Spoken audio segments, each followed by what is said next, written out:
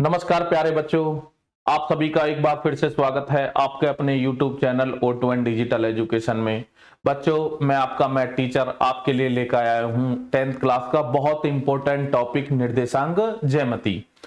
तो बच्चों, ये निर्देशांक ज्यामिति वाला जो चैप्टर है आपका, ये टॉपिक है, ये आपने 9th क्लास में भी किया होगा। और जिस बच्चे ने नहीं किया तो थोड़ा सा मैं इसका बेस आपको समझा देता हूं कि निर्देशांक ज्यामिति में आपको करना क्या है, क्या होता है। टॉपिक का क्या नाम रहेगा बच्चों आज हमारा? निर्देशांक ज्यामिति। और बहुत आसान टॉपिक है यदि आप ध्यान से समझोगे तो। निर्देशांक ज्यामिति, ये निर्देशांक ज्यामिति हमारी होती है 2 डायमेंशन में भी होती है और 3 डायमेंशन में। तो 10th क्लास तक हमारा जो होता है वो 2 डायमेंशन होता है, ठीक है। आज हम पढ़ेंगे ओनली 2 डायमेंशन के बारे में। तो 2 डायमेंशन में बच्चों क्या होते हैं? हमारे 2 अक्ष होते हैं, एक एक्स अक्ष, इसको हम इधर एक्स लिखते हैं और इधर एक्स डैश, ये वाई और वाई डैश। तो ये जो हमारा एक्स डैश लिखा है इसको हम बोलते हैं एक्स अक्ष। क्या बोलते हैं बच्चों? एक्स अक्ष। और जो हमारा दूसरी साइड है वाई और वाई डैश, इसको हम बोलते हैं वाई अक्ष। कहने का मतलब क्षैतिज जो लाइन है उसको हम एक्स अक्ष बोलते हैं, जो ऊर्ध्वाधर लाइन होती है उसको क्या बोलते हैं हम? वाई अक्ष। अब यहां पे तुम्हें एक चीज कॉमन मिल रही होगी, ये जो 2 हमारे जो अक्ष हैं ये एक कॉमन पॉइंट पर टच कर रहे हैं। इस जो कॉमन पॉइंट को हम बोलते हैं बच्चों क्या? मूल बिंदु। क्या बोलते हैं? मूल बिंदु। अब निर्देशांक ज्यामिति में 9th क्लास में आपने सीखा हुआ किसी भी बिंदु को हम कैसे मतलब प्रदर्शित करते हैं, या कोई बिंदु दिया रहेगा उसका निर्देशांक कैसे निकाला जाता है। तो यहां पे जैसे सपोज दैट मैं यहां पे एक बिंदु लेता हूं यहां पे, ठीक है। अब कोई कहता है कि ये बिंदु ए है, इसके निर्देशांक बताइए आप। क्या बताना है हमें? निर्देशांक। तो निर्देशांक के लिए हम क्या करते हैं मैं समझा देता हूं बिल्कुल बेसिक से। तो यहां पे हम एक्स अक्ष पे इस पे लंब डालते हैं, इधर किस पे डालते हैं? वाई अक्ष पे। एक्स अक्ष की वैल्यू सपोज दैट यहां पे 1 2 3 4 5 ऐसे ही चलते चले जाएंगे आगे, ठीक है। इधर 1 2 3 4 5 6 7 8। अब एक्स अक्ष के राइट साइड में हमारी वैल्यू काय की रहती है बच्चों? प्लस की, और लेफ्ट साइड में काय की रहती है? माइनस की। यहां पे -1 -2 -3 -4 -5 ऐसे चलते चले जाएंगे। और वाई ऊपर प्लस में होता है, नीचे काय में होता है बच्चों? माइनस में। -2 -3 -4 -5 -6। अब बात करते हैं कि हमें बिंदु ए के निर्देशांक बताने हैं। अब देखिए यहां पे ए जो एक्स अक्ष से टच हो रहा है वो कितने पे मिल रहा है? किस पॉइंट पे मिल रहा है? 4 पर। वाई पे किस पर टच हो रहा है? 5 पर। तो इसके निर्देशांक ये हो गए। तो हमारा बिंदु कौन से अक्ष में आया? पहले में, सॉरी कौन से चतुर्थांश में? पहले में। अब बात करते हैं चतुर्थांश। कितने चतुर्थांश होते हैं? क्वाड्रेंट बोलते हैं इसे इंग्लिश में, चतुर्थांश। तो चतुर्थांश कितने हैं? फर्स्ट, सेकंड, थर्ड और फोर्थ। कितने चतुर्थांश है हमारे? 4, ठीक है। अब इन 4 चतुर्थांशों के बारे में भी हम आपको बताएंगे कि ये हमारा पॉइंट कौन से में आया? पहले में। तो पहले में हमने देखा x का मान भी प्लस में आ रहा है और y का मान भी प्लस में आ रहा है, क्योंकि ये x अक्ष की प्लस रेखा जो है उससे बनना है और y की जो प्लस की है उससे बनना है ये चतुर्थांश। बात करते हैं यदि हमारा पॉइंट हो यहां पे, यहां पे। अब बच्चों आप ही देख के बताइए मुझे, ये जो हमारा पॉइंट है बताइए इसके निर्देश, माना ये बी है, इसके कोऑर्डिनेट निर्देशांक क्या होंगे? तो अभी क्या बताया था कि हमें सबसे पहले किसके मान पर रखना है? पहले एक्स अक्ष को देखना है कहां पे मिल रहा है। तो एक्स अक्ष पे कितने पे मिल रहा है? -3 पर। और वाई पर कितने मिल रहा है? -2 पर। तो यहां पे हमने देखा कि एक्स का मान भी माइनस में है और बच्चों वाई का मान भी माइनस में है। क्यों है? क्योंकि ये एक्स अक्ष की ऋणात्मक जो रेखा है उससे बनता है ये चतुर्थांश, और वाई की भी जो ऋणात्मक है उससे बनता है। तो हमारे 4 चतुर्थांश होते हैं। इसके लिए भी मैं लिख देता हूं, पहले में जो होंगे दोनों मान प्लस के होने चाहिए। दूसरे में जो होता है एक्स का काहे में आना चाहिए? एक्स वाली लाइन काहे की होती है? माइनस की, और वाई वाली कौन सी होती है? प्लस की। तीसरे में दोनों काय के होने चाहिए? माइनस के। और चौथे में क्या होना चाहिए? एक्स का मान प्लस में और वाई का मान माइनस में। तो आपको एक नंबर में भी आपसे पूछा जा सकता है कि जैसे कोई बिंदु दे दिया, आपको ये दे दिया -2,7, बताइए कौन से चतुर्थांश में आता है। तो आप देख के बता दोगे माइनस और प्लस, कौन से में आ रहा माइनस प्लस, सेकंड में। ठीक है, यहां तक कोई दिक्कत। अब बात करते हैं निर्देशांक। बता दिया आपको बिंदु के निर्देशांक कैसे बनाने, कोई बिंदु दे रखा उसे भी कैसे बनाना है वो भी मैंने आपको बता दिया। मूल बिंदु की बात करते हैं। किसकी बात करते हैं बच्चों, मूल बिंदु। यहां पे मूल बिंदु, मोस्टली मूल बिंदु को हम ओरिजिन बोलते हैं, इसलिए ओ से प्रदर्शित किया जाता है इसको। किससे, ओ से। मूल बिंदु ओ के निर्देशांक। आज के बाद में आपको निर्देशांक ज्यामिति में कोई दिक्कत नहीं आएगी यदि आप ध्यान से वीडियो को देखोगे और बार बार देखिए वीडियो को, अपने प्रॉपर नोट्स बनाइए बच्चों। मूल बिंदु के निर्देशांक। अब निर्देशांक क्या होते हैं, सबसे पहले मैं बता देता हूं निर्देशांक। निर्देशांक क्या होता है, का मान और y का मान। पहले x का मान रखना है और फिर किसका रखना है बच्चों, y का मान। अब यहां पे देखिए मूल बिंदु के निर्देशांक पूछ रहा है, तो यहां पे मूल बिंदु यही तो हो गया, x का मान यहां पे क्या है 0 और y का मान भी क्या है 0। अब इन निर्देशांक जो भी होते हैं, जैसे हमने लिख दिया x, y, इनको हम एक नाम और देते हैं, बार बार इससे भी पेपर में पूछा जाता है, भुज और कोटि। इसके मान को क्या बोलते हैं बच्चों, भुज, और y के मान को क्या बोलते हैं हम, कोटि। ठीक है, अब बात करते हैं भुज और कोटि भी हमें समझ में आ गया। अब जरूरी नहीं है कोई भी हमारा बिंदु इन चार चतुर्थांशों में ही आए, जरूरी नहीं है, वो इन बाउंड्रियों पे भी आ सकता है। माना इस पे आ गया या यहां पे आ गया। अब हम बात करते हैं इसके निर्देशांक, सॉरी इसके निर्देशांक। तो यहां पे देखिए x का मान कितना बच्चों 6, y का मान को पूछता है कि y का मान कितना है, तो देखिए ये y पे कहां पे मिल रहा है, 0 पर। किस पे मिल रहा है, 0 पर। तो ध्यान रखना है, जैसे आप इसकी बात करें, इस ये x अक्ष के किस पॉइंट पे मिल रहा है, 0 पर, और y का मान कितना -3। कहने का मतलब यहां से एक चीज और भी कोई पॉइंट नहीं, जैसे सपोज दैट इसके निकालने आपको, x का मान कितना है -4, y का मान देखिए कहां पे मिल रहा है 0 पर। तो हमने देखा x अक्ष पे कोई भी बिंदु आएगा, x अक्ष पे कोई भी बिंदु आएगा, उसका y निर्देशांक क्या रहेगा, 0। क्या रहेगा, 0।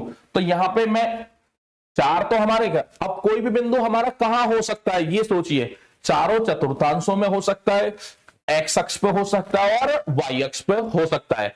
तो किसी के रहने की, किसी भी बिंदु के रहने की 6 कंडीशन है कि 4 चतुर्थांश हो गए और 2 क्या हो गए, अक्ष। तो यहां पे हम बात करते हैं,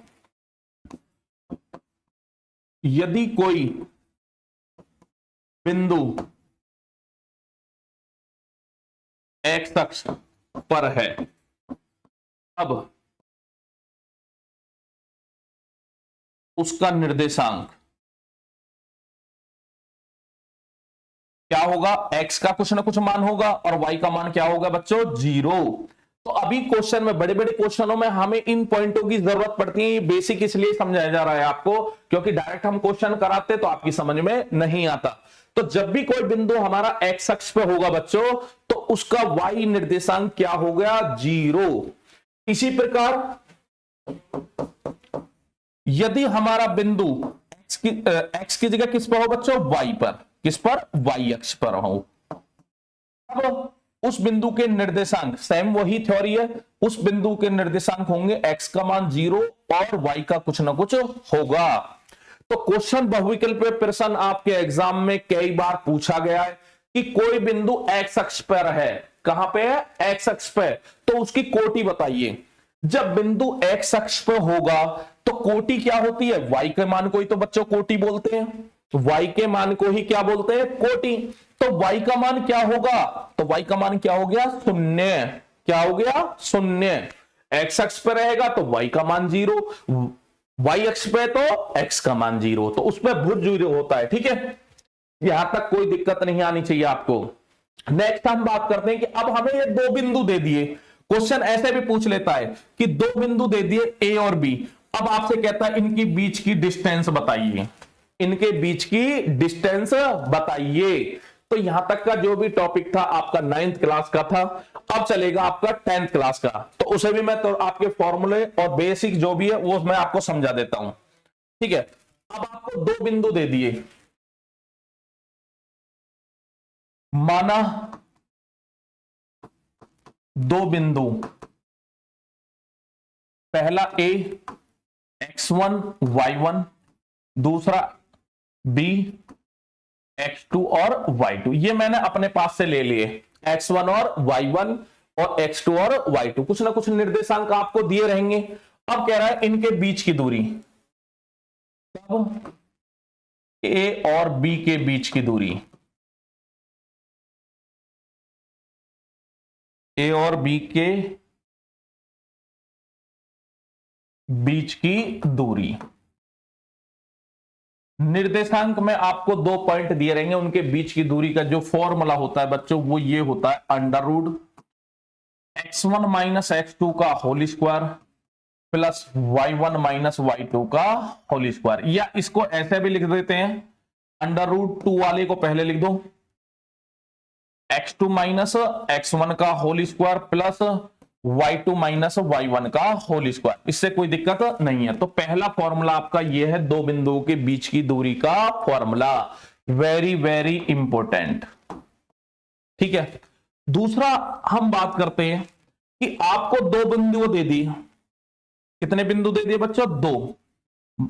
ये ए हो गया, इसके निर्देशांक x1 और y1, और इसके निर्देशांक आपको दे दिए x2, y2। अब आपसे कहता है, ये दूसरा बिंदु हमने क्या मान लिया? बी। अब आपसे कहता है ए तथा बी का मध्य बिंदु, तो मध्य बिंदु तो सभी निकाल दोगे, दूरी नाप दोगे, बीच का पॉइंट आ गया, माना मध्य बिंदु क्या है? सी के निर्देशांक हमें क्या निकालना है बच्चों? निर्देशांक। इसके क्या निर्देशांक आएंगे? तो उसका फॉर्मूला होता है x1 प्लस x2 बटे 2 कॉमा y1 प्लस y2 बटे 2, ये फॉर्मूला होता है। तो दो बिंदु आपको देके उनका मध्य बिंदु पूछेगा तो आपको क्या करना है? x x वालों को जोड़ना है, 2 से भाग देना है, y वालों को जोड़ना है तो 2 से भाग दे देना है। इसके बाद में बात करते हैं हम, जरूरी नहीं है इसके इस रेखाखंड के हमने कितने भाग कर दिए? 2, पहला भाग और ये कौन सा भाग था? 2। ये 2 भाग जरूरी नहीं है, ये तो बराबर भाग है। हो सकता है किसी क्वेश्चन में आपसे कह दे कि भाग हमारे बराबर नहीं है, तब आपको निकालना है। ठीक है, तीसरा आता है, इसको हम बोलते हैं अंत विभाजन। क्या बोलते हैं बच्चों? अंत विभाजन का फॉर्मूला, सूत्र। अब ये क्या होता है पहले मैं समझा देता हूं आपको। कोई भी रेखाखंड है, क्या होता है? ये रेखाखंड ए और बी, इसके कोऑर्डिनेट आपको दे दिए x1 और y1, और इसके आपको दे दिए x2, y2। ठीक है, अब आपसे कहता है कि कोई भी बिंदु, इसे ऐसा लीजिए जो मध्य बिंदु का तो हमने देख लिया, यदि मध्य बिंदु न होकर माना यहां पे है कोई बिंदु कितना? C। अब इसको AB को C 2 भागों में बांट देता है। कितने भागों में बांट देता है? 2। अब वो भाग आपको दिख भी रहे होंगे, AC और कितने हो गए? BC, या C भी लिख सकते हो, कोई दिक्कत नहीं है। अब आपसे कहता है कि C के निर्देशांक निकालिए, तो आप इसको डायरेक्ट नहीं निकाल सकते। यहां पे हमने देखा है कि दोनों साइड की वैल्यू क्या थी? बराबर थी, इधर जितना था इतना ही इधर है, बट यहां पे बराबर नहीं होता। तो यहां पे हमें जरूरत पड़ती है किसकी बच्चों? अनुपात की।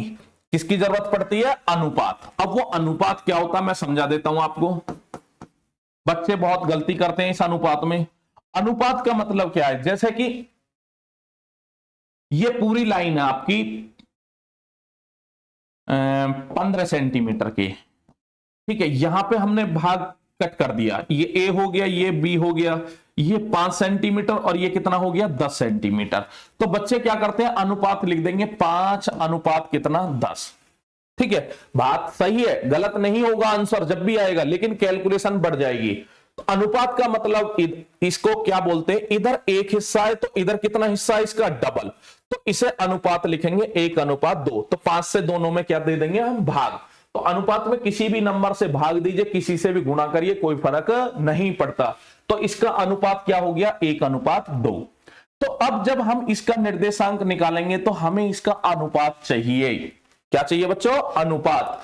अब उसके लिए देखिए यहां पे आपको मानना पड़ेगा कि भाई हमारा जो अनुपात है, या तो क्वेश्चन में दिया रहेगा, ठीक है, या फिर अनुपात निकालना पड़ेगा। तो फिर सी के निर्देशांक आपको दिए रहेंगे। किसके निर्देशांक दिए रहेंगे बच्चों, सी के। यहां पे हमने पॉइंट क्या माना था, सी, ठीक है। अब यहां पे लिखेंगे माना पी बिंदु या रेखाखंड लिख लीजिए, रेखाखंड क्या है हमारा रेखाखंड, ए बी को M1:M2 में बांटता है या विभाजित करता है, ठीक है। तो आपको जब मध्य बिंदु ना होकर कोई भी पॉइंट होगा तो आपको फिर वहां पे अनुपात जरूर पता होनी चाहिए, या तो दिया रहेगा या फिर जब सी के मान निकालोगे आपको तो अनुपात मिलेगा जरूर। और जब सी का मान दिया रहेगा, अनुपात पूछेगा, तो फिर भी वही मेथड लगाना है। अब देखिए इसका एक फॉर्मूला बनता है, तो यहां पे आप निकालोगे तो M1 का मतलब इधर M1 भाग है इसका, और इधर कितना है M2, यहां से लेकर यहां तक M2 भाग हो गया। वैल्यू नहीं है, मैंने अभी समझाया था आपको, वो हिस्सा है। तो यहां पे आप C के निर्देशांक निकालोगे, C के निर्देशांक। तो इसका फॉर्मूला बच्चों होता है M1x2 प्लस M2x1 बटे M1 प्लस M2, ये x के साथ जब M1 की मल्टीप्लाई किससे करोगे, x2 से, और M2 की मल्टीप्लाई किससे करोगे, x1 से। ऐसे ही यहां पे M1y2 प्लस M2y1 बटे M1 प्लस M2, ठीक है। ये फॉर्मूला होता है। वैल्यू आपको सारी दी रहेंगी, इस फॉर्मूले में पुट कर दीजिए, आपको सी का मान निकल के आ जाएगा, क्या निर्देशांक है। अब बच्चे क्या गलती करते हैं, वीडियो देखते हैं, उनका नोट्स नहीं बनाते, तो साथ के साथ इनका प्रॉपर नोट्स बनाइए, जो दोबारा आपको वीडियो देखने की जरूरत ना पड़े, और वीडियो आपके पास रहेंगी। कभी भी किसी को टॉपिक में दिक्कत होती है तो उसे उठाइए और उसे अपने फोन को या लैपटॉप से किसी से दोबारा से देखिए और फिर नोट्स बनाइए, ठीक है। अब एक बात कर, इससे क्वेश्चन नहीं आता, पहले आपके सिलेबस में था, लेकिन मैं समझा देता हूं। एक होता है अंत विभाजन और एक होता है बच्चों बाह्य विभाजन। बाह्य विभाजन अभी इसी से क्वेश्चन कराएंगे आज ही, बाह्य विभाजन। अब ये बाह्य विभाजन क्या होता है मैं बस समझा रहा हूं आपको, 2 पॉइंट दे दिए ए और बी। बाह्य विभाजन मतलब जो सी है वो ए और बी के अंदर ना होके कहां होना चाहिए, बाहर। तो माना सी यहां पे है, यहां पे ये सी हो गया। अब कहता है कि इसका सी के निर्देशांक बताइए आप, सी के निर्देश। तो जहां पे आपके प्लस प्लस वैल्यू आ रही है वहां पे क्या आ जाएगा, बस माइनस आ जाएगा। तो सी के निर्देशांक इस केस में क्या बनेंगे, मैं लिख रहा हूं M1x2 माइनस M2x1 बटे M1 माइनस के M2 comma M1y2 plus M2y1 बटे M1 माइनस M2, ठीक है। यहां पे माइनस आएगा, ठीक है। कहने का मतलब जहां पे इस फॉर्मूले में प्लस आ रहा था वहां पे माइनस आ जाएगा। हालांकि ये आपके आउट ऑफ सिलेबस है। ओनली कौन सा है आपके में, अंत विभाजन। क्या बच्चों, अंत विभाजन, ठीक है। आशा करता हूं आपकी समझ में आ गया होगा क्या कॉन्सेप्ट है, कैसे मान निकालने पड़ते हैं, ठीक है। अब बात करते हैं, इसमें एक कॉन्सेप्ट और है कि आपको 3 बिंदु दे देगा, x1 y1, दूसरा बिंदु दे दिया आपको x2 y2, और तीसरा बिंदु दे दिया आपको x3 और y3, कुछ ना कुछ दे दिया, 3 बिंदु दे दिए। अब आपसे कहता है कि बताइए तीनों बिंदु सरेख है या नहीं है, ठीक है। तो इसका 2 तरीका निकालने का, एक तो त्रिभुज के क्षेत्रफल से निकाल देंगे, क्षेत्रफल 0 आ गया तो सरेख होंगे, और एक दूरी फॉर्मूला से, क्योंकि क्षेत्रफल वाला आपका आउट ऑफ सिलेबस हो चुका है, तो दूरी सूत्र से जरूर पूछ सकता है आपसे। तो दूरी सूत्र से लिख रहा हूं मैं यहां पे, दूरी सूत्र से, दूरी सूत्र से क्या होता है, क्या पूछेगा इनमें तीनों के लिए, क्या पूछेगा बच्चों, सरेख। आपको सिद्ध करना पड़ेगा या दिया रहेगा कुछ वैल्यू दे देगा। तो सरेख का मतलब क्या है कि तीनों पॉइंट एक ही लाइन पे आना चाहिए, ए बी और सी तीनों पॉइंट हमारे एक ही लाइन पर आएंगे तो तीनों पॉइंटों को हम क्या बोलेंगे, सरेख। तो दूरी फॉर्मूला से कैसे निकालोगे, आप निकालोगे पहले ए बी निकालोगे, दो बिंदुओं के बीच की दूरी का फॉर्मूला अभी लिखवाया था आपको, फिर क्या निकालोगे, बी सी निकालोगे और फिर क्या निकाल लोगे, ए सी।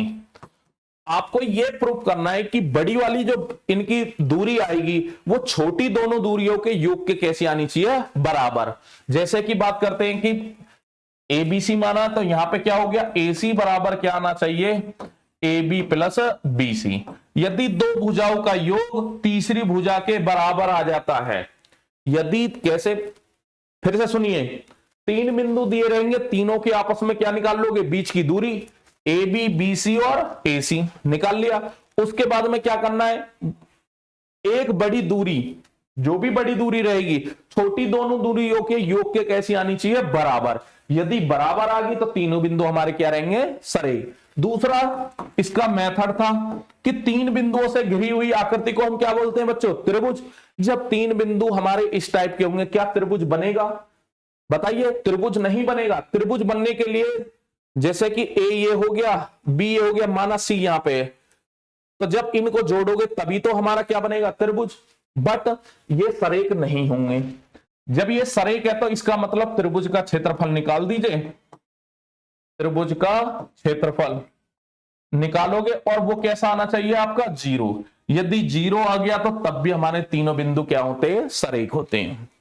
ठीक है, यहां तक आशा करता हूं आपकी समझ में आया होगा। नहीं आता है तो फिर आप कमेंट बॉक्स में जरूर बताइए, मैं दोबारा इसे रिपीट कर दूंगा। अब हम बात करते हैं, क्वेश्चन पे चलते हैं सीधे। देखिए बच्चों, मैंने जितने भी क्वेश्चन लिए आपके बोर्ड के एग्जाम में आए हुए क्वेश्चन है, और इनके अलावा जिन क्वेश्चनों को मैं कराऊंगा, इनके अलावा आपको बोर्ड के एग्जाम में अलग किसी टॉपिक पे क्वेश्चन नहीं देखने को मिलेंगे। पहला क्वेश्चन है, अच्छा क्वेश्चन है, बड़ा क्वेश्चन है, बिंदु 4, -1 और -2, -3 को जोड़ने वाले रेखाखंड को समत्रिभाजित, इसका मतलब समझिए, सम माने बराबर, त्रि माने क्या होता है, 3, बराबर 3 भाग करने हैं। क्या करने हैं, बराबर 3 भाग करने वाले बिंदुओं के निर्देशांक ज्ञात करिए। किसके, एक रेखाखंड दे रखा है जिसके दो बिंदु दे रखे, ये और ये। अब देखिए समझिए, मैं इधर समझा देता हूं, पेपर में बनाना चाहो तो बना सकते हो आप। अब ये जो बिंदु दे रखे, इसको मैंने ए मान लिया और इसको क्या मान लिया, बी मान लिया। तो ये ए हो गया और ये बच्चों क्या हो गया, बी। ए के निर्देशांक कितने दे रखे हमें, 4, -1, और बी के दे रखे -2, -3। ठीक है, अब रेखाखंड का मतलब आप समझते हो, जो दोनों साइड फिक्स हो जाए, ना लेफ्ट में जाए ना राइट में, ना इससे ज्यादा जाएगा ना इससे कम जाएगा, इसको हम क्या बोलते हैं, रेखाखंड। अब इसके 3 बराबर भाग करने हैं। माना इसके 3 बराबर भाग करने के लिए कितने बिंदुओं की जरूरत पड़ेगी, 1, 2। तो जितने भाग आप करोगे, जैसे 4 भाग की बात करेगा तो आपको 3 बिंदुओं की जरूरत है। आप 3 भाग की बात कर रहे हैं, माना 3 बिंदु आपने मान लिए, ये सी मान लिया और ये बच्चों क्या मान लिया, डी। क्या मान लिया, डी। अब आपसे क्वेश्चन में यही पूछ रहा है कि सम त्रिभाजित करने वाले बिंदुओं के निर्देशांक, तो आपको सी का निर्देशांक और डी का निर्देशांक निकालना है, और कुछ नहीं दे रखा क्वेश्चन में, बस ए और क्या दे रखा है, बी। अभी मैंने आपको अनुपात समझाया था, पूरा भाग हो गया, बराबर भागों में बांटा गया, तो इसको भी 1 अनुपात दे दिया, इसको भी 1 दे दिया और इसको भी 1 हिस्सा दे दिया। 3 बराबर भाग है, सपोज दैट ये 15 सेंटीमीटर की है, एक को 5, दूसरे को भी 5, तीसरे को भी 5। अभी मैंने क्या बताया, जब सेम है तो किसी से डिवाइड कर सकते हो, 5 से डिवाइड करोगे तो 1:1:1 आएगा। बराबर कोई भी भाग हो, कितनी बड़ी लेंथ का हो, उसका अनुपात बच्चों क्या आएगा, 1:1। ठीक है, अब हम यहां पे देखिए क्वेश्चन को करते कैसे हैं, वो देखिए। यहां पे हमने देखा कि एक भाग इसको, एक भाग इसको, एक भाग इसको, तो यहां पे सी के लिए समझना, सी के लिए अनुपात जो होगा वो क्या होगा। जब हम सी के निर्देशांक निकालेंगे बच्चों, तो सी के लिए अनुपात क्या हो गया, ई से इधर कितना हिस्सा, एक, और सी के बाद में एक और एक कितना हिस्सा हो जाएगा, दो। तो यहां पे सी के लिए अनुपात हो गया 1:2। ऐसे ही यहां पे डी की बात करें, डी के लिए अनुपात क्या हो गया बच्चों, डी की बात करें, डी से पहले एक और एक कितना हो जाएगा, 2 अनुपात कितना, 1। अब आपको सी के निर्देशांक निकालने हैं और किसके निकालने हैं, डी के। आपको दो बिंदु दे ही रखे हैं, अभी मैंने फॉर्मूला आपको बताया था, देखिए फॉर्मूला ये रहा आपके सामने, ये वाला। क्योंकि सी और डी कहां हो रहे हैं, अंदर की तरफ आ रहे हैं, अंत विभाजन ही तो हो रहा है, तो ये वाला फॉर्मूला आपका लगेगा। तो क्वेश्चन पहले समझिए, फिर देखिए किस टाइप का दे रखा है, कौन सा फॉर्मूला उसमें यूज होगा। तो बात करते हैं, मैं यहां पे आप निकाल रहा हूं सी के निर्देशांक। किसके निर्देशांक बच्चों, सी के निर्देशांक। तो यहां पे सी के निर्देशांक, तो सी के निर्देशांक फॉर्मूला क्या होता है, m1 x2 plus m2 x1 बटे m1 plus m2 comma m1 y2 plus m2 y1 बटे m1 प्लस m2। प्लस इसलिए क्योंकि ये कैसा, अंतः विभाजन। ठीक है, अब क्या करते हैं बच्चे, आधा अलग निकाल लेते हैं, फिर एक साथ रख देते हैं। तो आप कैसे भी कर सकते हो, फॉर्मूला के साथ में डायरेक्ट वैल्यू रखो। अब यहां पे देखिए सी के निर्देशांक, ये किसका मान है, ये m1 अनुपात किसका है, m2 का ही तो है। ये वैल्यू जो है ये m1 और m2 ही तो है, और ये किसका मान है, ये x1 y1, और ये किसका है बच्चों, x2 y2। सारे मान आपको गिवन उठाकर रख दीजिए। इतने आसान आसान सवाल 5-5 नंबर 6-6 नंबर के आपके बोर्ड के एग्जाम में पूछे जाते हैं।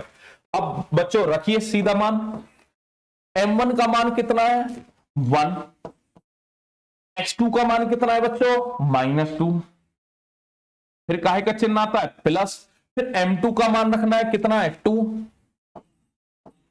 फिर किसका x1 का मान कितना है, 4, और बटे में m1 प्लस m2, कितना है m1 का मान 1 प्लस कितना 2, फिर काहे का चिन्ह आता है, कॉमा आता है।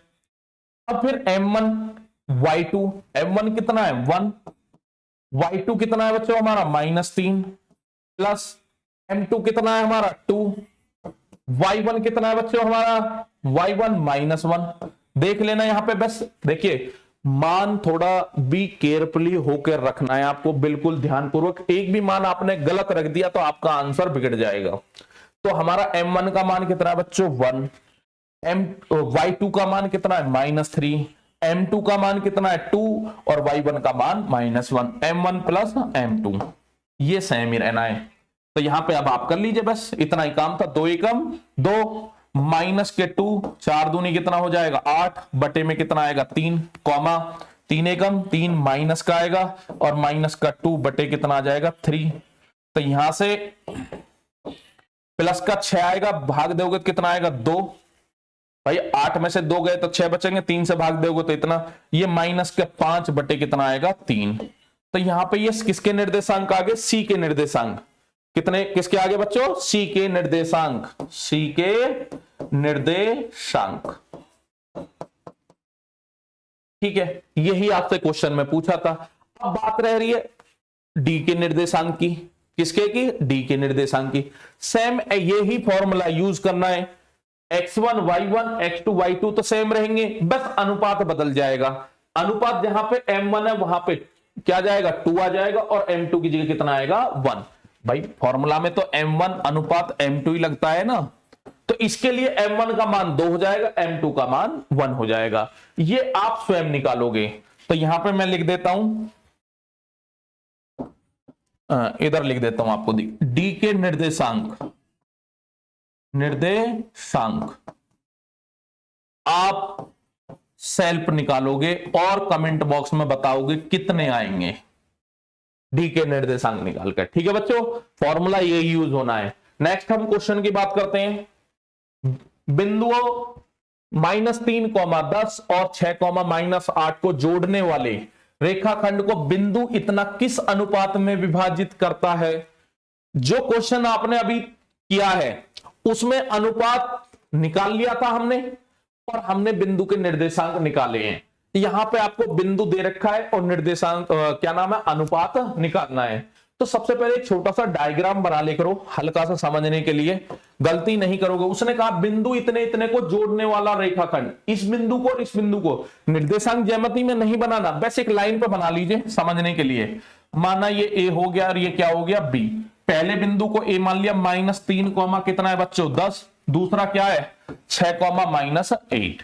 अब वो कह रहा है क्वेश्चन में कि बिंदु इतने और इतने को जोड़ने वाला रेखाखंड बन गया, रेखाखंड को बिंदु इतना किस अनुपात में। अब ये बिंदु कहीं ना कहीं तो होगा इसमें, माना बिंदु हमने यहां पे मान लिया सी और जिसके निर्देशांक आपको क्या दे रखे हैं -1,6। अब आपसे पूछ रहा है कि ये जो सी है इस रेखाखंड को किस अनुपात में विभाजित करता है। अब इसके लिए थोड़ा सा समझना पड़ेगा आपको। देखिए जैसे कि मैं बात करता हूं, कोई लाइन है हमारी और ये आपकी पूरी लाइन जो 21 सेंटीमीटर की है, कितने की बच्चों 21 की। यहां पे ये इसमें ब्रेक लगा दिया 7 सेंटीमीटर इधर और 14 सेंटीमीटर इधर। तो आपने देखा कि ये जो लाइन है बटी है 7:14 और 7 से भाग दोगे तो 1 अनुपात कितना आएगा 2। जब मैंने अनुपात का कॉन्सेप्ट आपको समझाया था तो मैंने बताया था किसी में भी आप कितनी से मल्टीप्लाई कर दीजिए, कितने से ही डिवाइड कर दीजिए, कोई फर्क नहीं पड़ेगा। डिवाइड हमने कितने से किया पहले 7 से, अब हमें 1 आ गया, क्या आ गया ये 1। अब हमें यहां पे 1 चाहिए, कहां पे 1 चाहिए बच्चों यहां पे। तो हम क्या करेंगे दोनों तरफ 2 से डिवाइड कर देंगे, कितने से डिवाइड कर देंगे 2 से, तो इधर 1 आ गया। ठीक है, तो जब भी इसका 1 का मतलब क्या है, जब भी हमें अनुपात पूछा जाएगा बच्चों तो हम उसको अनुपात को मानेंगे m/1। क्या मानेंगे m/1। जैसे कि हम अभी मानते आए m1/m2। ठीक है, तो हम क्या करेंगे इसमें m2 से डिवाइड कर देंगे, m1 बटे क्या हो जाएगा m2, m2 में m2 से डिवाइड करेंगे, यहां पे कितना आएगा 1 और इस पूरे का जो भी मान आएगा उसको हमने मान लिया m। इसलिए जब भी अनुपात का कान खोल के आप सुन लीजिए और दिमाग में भर लीजिए बच्चों, जब भी अनुपात रेशियो आपसे पूछा जाएगा अन्यथा आप आंसर नहीं निकाल पाओगे, ध्यान रखना। तो उसमें आप क्या करोगे m अनुपात कितना मानोगे 1 मानोगे, उससे क्वेश्चन आपका आसान हो जाएगा, बिल्कुल आसान। अब देखिए कैसे, बाकी नहीं वैसे करोगे वैसे भी हो जाएगा, ऐसा नहीं है कि नहीं होएगा लेकिन कैलकुलेशन बढ़ जाएगी। तो यहां पे आपसे क्या पूछा है बच्चों अनुपात, क्या पूछा है अनुपात। तो वो रेखाखंड को तो रहने दीजिए, आपकी मदद करेगा क्वेश्चन सॉल्व करने में। तो यहां पे हम मानते माना बिंदु -3,10 और 6,8 को जोड़ने वाले रेखाखंड को बिंदु कौन सा डिवाइड कर रहा है -1,6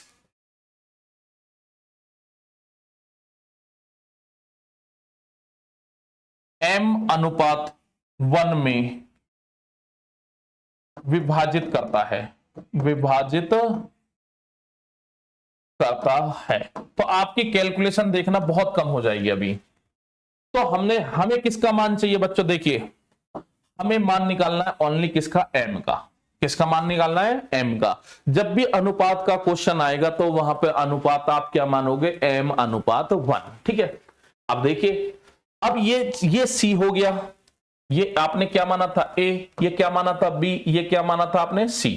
अब ये m/1 तो ये m हो गया और ये कितना हो गया a। तो यहां से हमने देखा ये किसका मान होता है, फॉर्मूला में जब लगाएंगे m1 और m2 का ही तो मान होता है। तो यहां पे आप फॉर्मूला तो हमें वही पता है कि हमें तो c के निर्देशांक का फॉर्मूला पता है, तो लगाएंगे भी हम किसका c का। अतः c के निर्देशांक,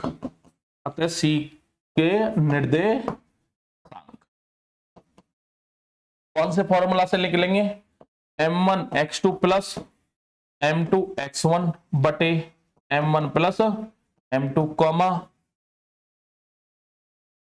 m1y2 प्लस m2y1 बटे m1 प्लस m2, इस वाले फॉर्मूले को लगा देंगे। तो c के निर्देशांक तो अब कर आपको दिए होंगे, रख दीजिए -1,6 ये बराबर वैल्यू किसके m1 का मान कितना बच्चों m, इंटू x2 का मान कितना है, x2 का मान कितना है 6 प्लस m2 का मान कितना है 1 इंटू x1 का मान कितना है -3 बटे में कितना आएगा m1 और m2, तो m प्लस कितना आएगा 1, फिर क्या आएगा कॉमा। बिल्कुल आसान है, ज्यादा बर्डन लेने की जरूरत नहीं है, ठीक है। फॉर्मूला याद रखिए, थोड़ा कॉन्सेप्ट समझ लीजिए। उसके बाद में क्या है m1 का मान बच्चों कितना है m, y2 का मान कितना है -8, फिर काहे का चिन्ह है प्लस, m2 का मान कितना है 1, y1 का मान कितना है बच्चों y1, ये x1 और ये क्या है y1 कितना है 10 और बटे m प्लस 1, बस इतना सा समझना है बस आपको। अब इन्हें सॉल्व कर दीजिए, -1,6 इज इक्वल टू मल्टीप्लाई करोगे कितना आएगा 6m माइनस के 3 बटे m प्लस 1 कॉमा माइनस के 8m प्लस के 10 और बटे में m प्लस 1, ठीक है। इससे ज्यादा आप इन्हें जोड़ घटा भी नहीं कर सकते। अब आपने देखा कि ये बीच में काय का चिन्ह आ रहा है बराबर, अब ये x कोमा y, ये भी तो x कोमा, ये जब बराबर होंगे तो इसका मतलब ये वैल्यू इसके बराबर होगी और ये वैल्यू इसके बराबर होगी। तो यहां पे आपको एक लाइन लिखनी पड़ेगी दोनों तरफ की तुलना करने पर। जैसे ही हम तुलना करेंगे दोनों तरफ की तुलना करने पर, जब तुलना करेंगे हम देखिए ये वैल्यू इसके बराबर और ये वैल्यू इसके बराबर, आप दोनों को से मान निकालिए एक से, क्योंकि हमें तो खाली किसका मान चाहिए बच्चों m का ही तो चाहिए, तो हमारा अनुपात निकलेगा अभी। तो एक की तुलना कर दीजिए पहले वाले के 6m माइनस के 3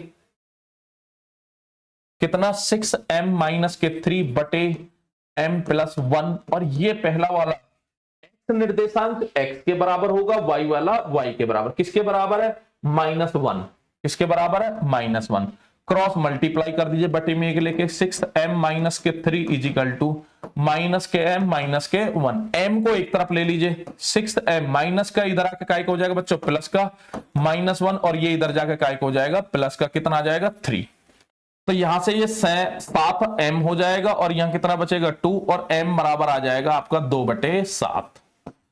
ओनली एक को कर लो, या तो x कोऑर्डिनेट को या y कोऑर्डिनेट को, क्योंकि हमें तो वैल्यू दोनों की दे रखी है। अतः हमें से क्या पूछा गया था अनुपात, अतः अनुपात क्या माना था बच्चों, अनुपात हमने m अनुपात 1 यही तो माना था। m का मान उठा के यहां पर रख दीजिए, कितना है 2/7 अनुपात 1, ठीक है।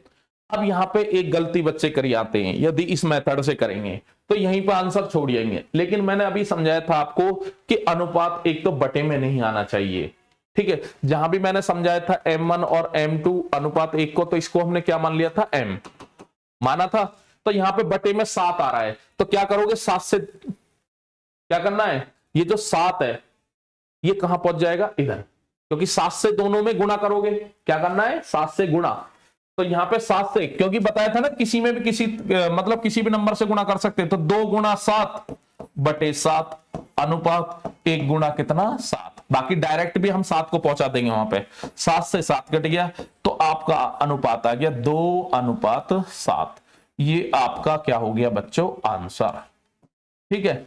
और बोर्ड में बच्चों 6 नंबर का क्वेश्चन पूछा जाता है, ठीक है, बिल्कुल आसान है, एक बार देख लीजिए आप। कुछ नहीं किया, अनुपात पूछा है तो अनुपात हमने मान लिया m अनुपात 1। जब भी क्वेश्चन अनुपात पूछने का आएगा तो आप 1 को पहले ले लीजिए, m को बाद में ले लीजिए, कोई फर्क नहीं पड़ेगा, सॉरी कोई फर्क नहीं पड़ने वाला, ठीक है। तो आपने m निकाला, तुलना करने के बाद में m का मान उठा के यहां रख दिया, रखने के बाद में हमने देखा कि 2/7 आया, तो 7 यदि इधर भी बटे में आएगा तो बटे जितना रहेगा ऊपर उतने की गुणा कर दोगे, तो 7 से दोनों साइड गुणा कर दिए, 7 से 7 कट गया, 2 अनुपात कितना आ गया 7 आ गया, ठीक है। इसके बाद में हम बात करते हैं नेक्स्ट क्वेश्चन की। देखिए बहुत अच्छा क्वेश्चन है, इंपॉर्टेंट क्वेश्चन है, हालांकि जितने भी हम क्वेश्चन कराएंगे आपका देखिए एक तो रिवीजन होगा बच्चों, एक जितने भी आपके बोर्ड के एग्जाम में क्वेश्चन आते किस तरीका से तो आपको पता चल जाएगी, तो आपको एक भी क्वेश्चन नहीं छूटने वाला। y का वह मान ज्ञात कीजिए जिसके लिए बिंदु इतना कितना है वो p 2 -3 और q 10 y के बीच की दूरी 10 मात्रक है। तो इसमें कोई अनुपात वाला फॉर्मूला नहीं लगेगा। ये किसका क्वेश्चन है? दूरी का। दो बिंदुओं के बीच की दूरी 10 दे रखी है, तो y का मान ज्ञात करना है आपको। लगा दीजिए। अभी दो बिंदुओं के बीच की दूरी का फॉर्मूला नहीं बताया था आपको। तो यहां पे आप क्या करोगे सॉल्यूशन में, बिंदु पहला बिंदु क्या है? P, तथा दूसरा बिंदु क्या है? Q के बीच की दूरी कितनी दे रखी है बच्चों? 10। कितनी दे रखी है? 10। अब इनके बीच की दूरी फॉर्मूला से आप निकालोगे तो फॉर्मूला आपको क्या बताया था? x1 माइनस x2 का whole square plus y1 minus y2 का whole square is equal to कितना है? 10। तो यहां से आप मान निकालिए। तो अंडर रूट x1 का मान क्या है?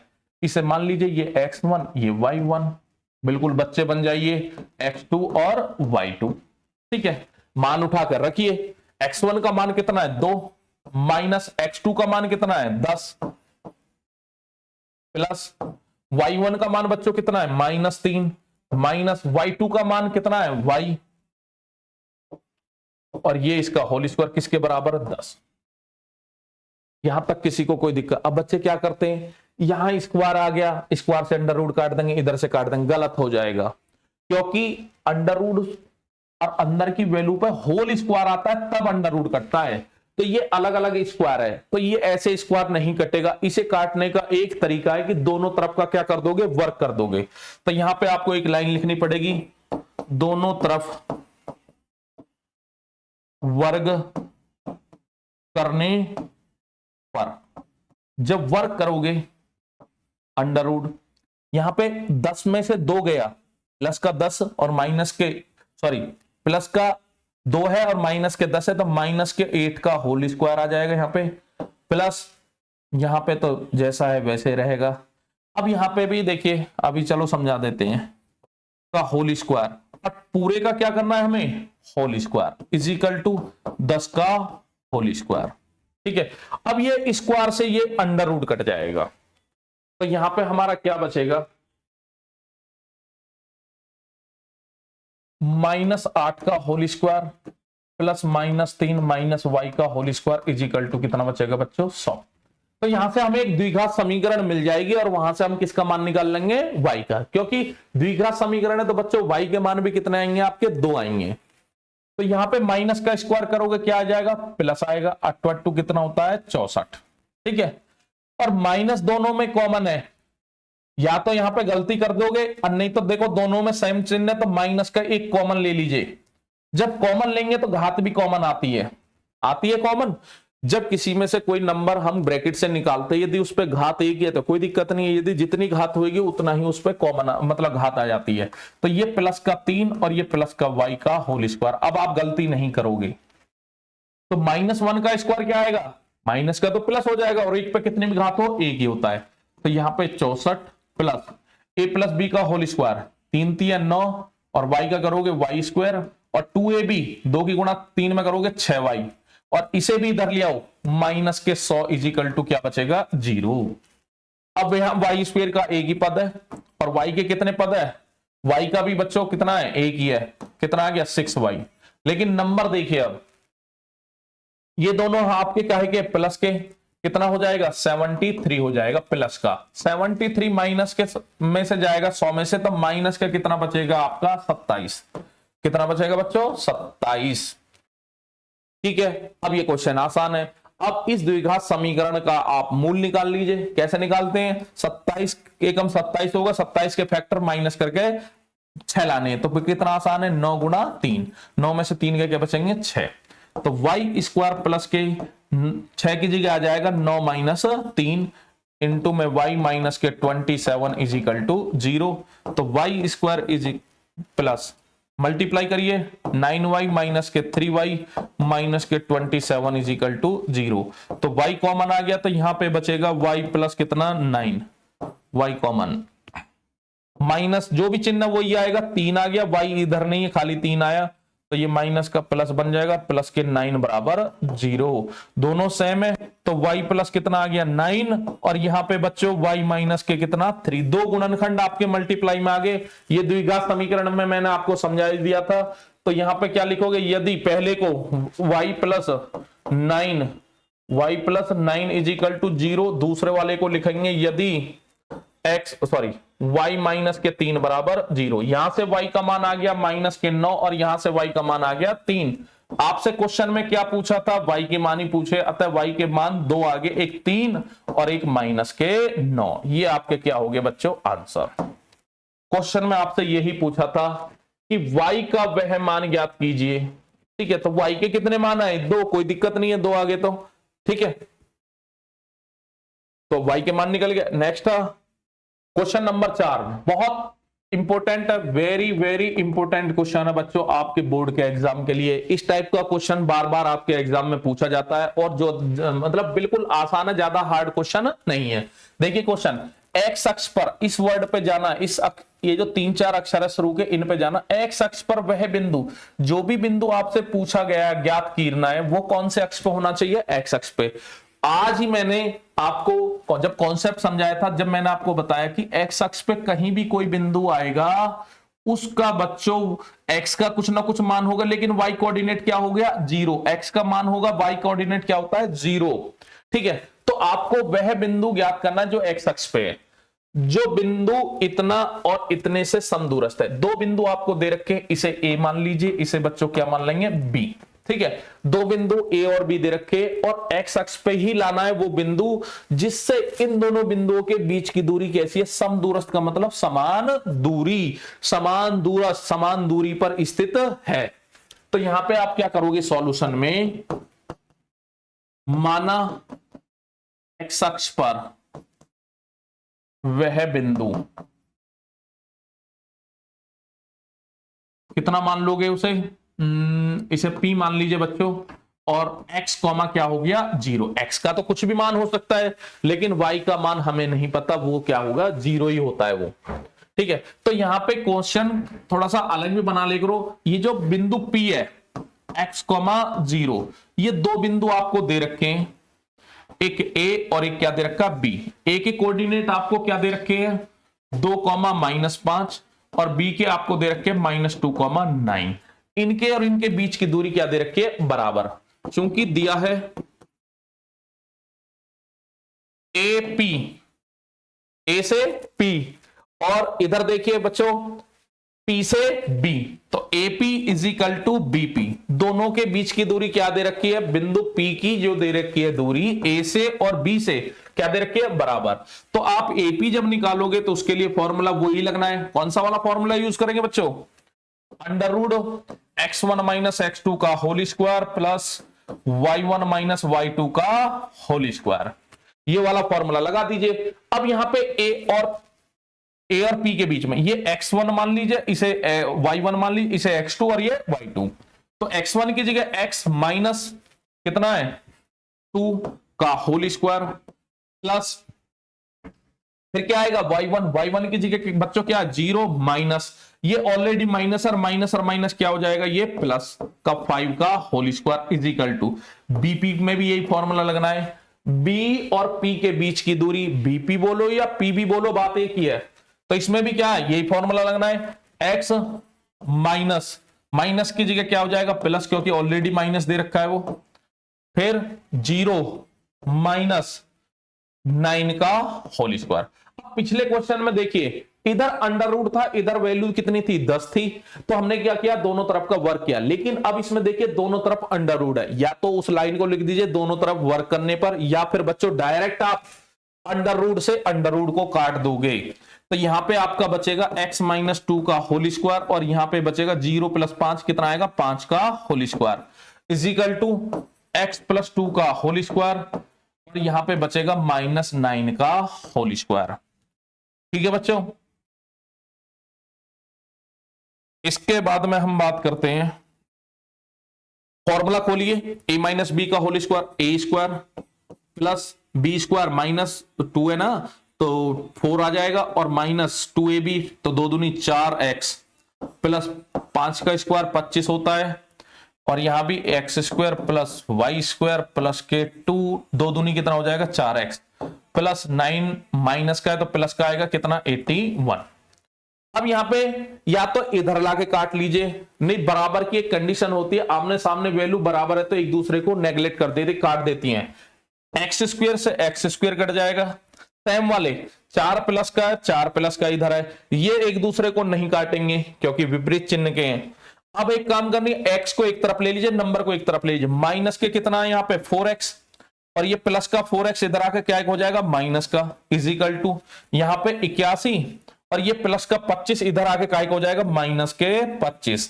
तो यहां से हमें मिल गया माइनस के कितना 8x, और ये वैल्यू इसमें से घटेंगी 11 में से 5 गया, क्या बचेंगे बच्चों 6, और यहां आपका रह गया 7, 7 में से 2 गए, क्या बचेंगे 5, प्लस का 56, और x का मान निकालोगे तो माइनस भी पहुंचेगा इधर, और 56 बटे कितना हो जाएगा 8, 8 का भाग दोगे 7 बार जाएगा, यहां से x का मान आ गया आपका माइनस के 7। अब बच्चे जल्दबाजी में बच्चों गलती कर जाते हैं कि x का मान आया आंसर लिख दे, अरे x का मान नहीं पूछा उसने क्या पूछा, बिंदु पूछा है। अब बिंदु हमारा क्या है x, 0, तो अब आप यहां पे एक लाइन लिखोगे आंसर में, अतः